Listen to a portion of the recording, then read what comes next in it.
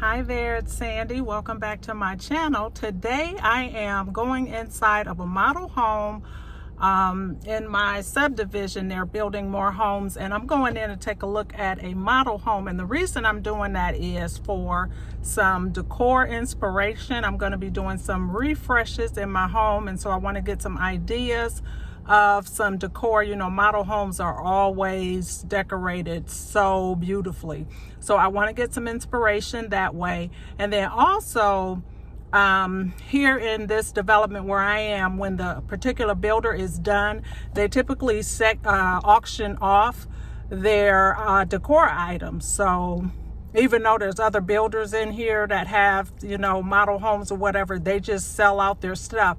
And it literally starts off at like a penny. So you can auction, you know, you're not going to get it for a penny probably because there's so many people bidding on them, but you can get them considerably under cost, right?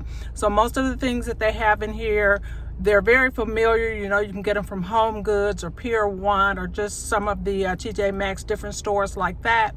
However, if you're able to get them on auction, and these things are like brand new, they've basically just been sitting at most collecting dust in a home when people just kind of walk through, so they don't really take a lot of beating, the decor items.